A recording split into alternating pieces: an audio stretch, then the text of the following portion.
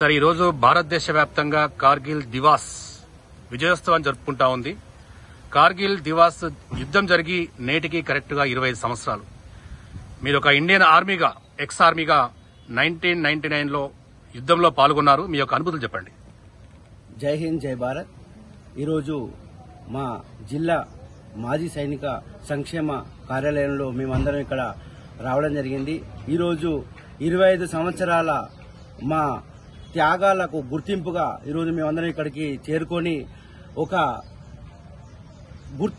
గుర్తులు మా యొక్క త్యాగాల గుర్తు చేసుకోవడానికి మా పెద్దలను, మా పూర్వీకులు, మా ఎంతో మంది యుద్ధంలో పాల్గొన్న మా సైనికులందరితో ఈరోజు కలిసి ముచ్చరించుకోవడం కోసం, వాళ్ళ యొక్క త్యాగాలను నేటి యువతకు గుర్తు చేయడం కోసం మేము చేస్తున్న ఈ ప్రయత్నం యువత గ్రహించాలి.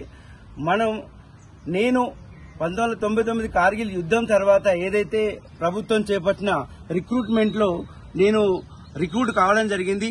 ఈ రిక్రూట్మెంట్ ద్వారా మమ్మల్ని మినిమం ట్రైనింగ్ 6 నెలల ట్రైనింగ్ ఇచ్చి మమ్మల్ని యుద్ద వాతావరణానికి పంపడం కోసం మమ్మల్ని సన్నిహితులను చేసి పంపడం జరిగింది. అప్పుడు కూడా మేము ఏ రోజు వెనకాడలేదు. మీరు కూడా, యువత కూడా ఇదే చిన్న చిన్న విజయాలను గొప్పగా భావించుకునే యువత ఏదైతే ఉందో దీన్ని చూసుకొని మీరు ముందుకు నడవాలి. ఎంతో మంది త్యాగం చేసిన ఆ త్యాగాల ఫలితమే ఈ రోజు మనం అనుభవిస్తున్నాం.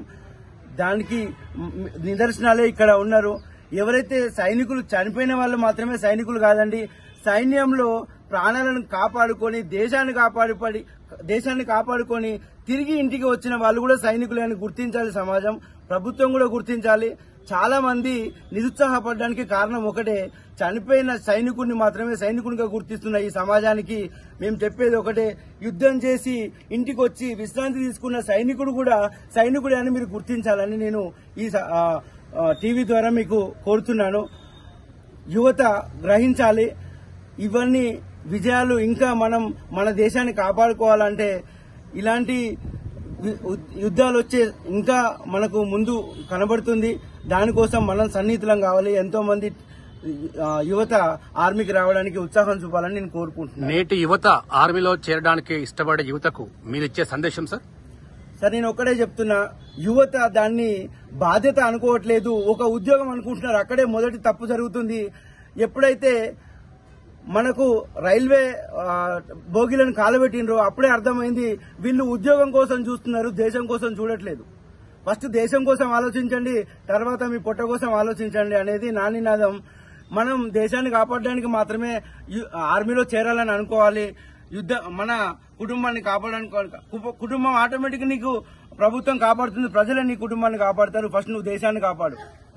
అదే నా నినాదం. యువత పూర్తిగా దాన్ని బాధ్యతగా స్వీకరించినప్పుడు మాత్రమే ఆ కఠోరమైన ట్రైనింగ్ చేయగలుగుతుంది. ఆ కఠోరమైన వాతావరణంలో సర్వీస్ చేయగలుగుతారు. ఆ కఠోరమైన వాతావరణంలో నీ ఇంట్లోంచి ఫోన్ వచ్చినా కూడా, నీ ఇంట్లోంచి చావు వార్త వినబడ్డా కూడా నువ్వు చెల్లించకుండా ఫైరింగ్ చేయగలుగుతావు అనేది మా యొక్క ఎక్స్పీరియన్స్ తోటి మేము చెప్తున్నాము. దయచేసి యువత దీన్ని కేవలం బాధ్యతగా మాత్రమే స్వీకరించి సైన్యంలో చేరాలని నేను కోరుకుంటున్నాను.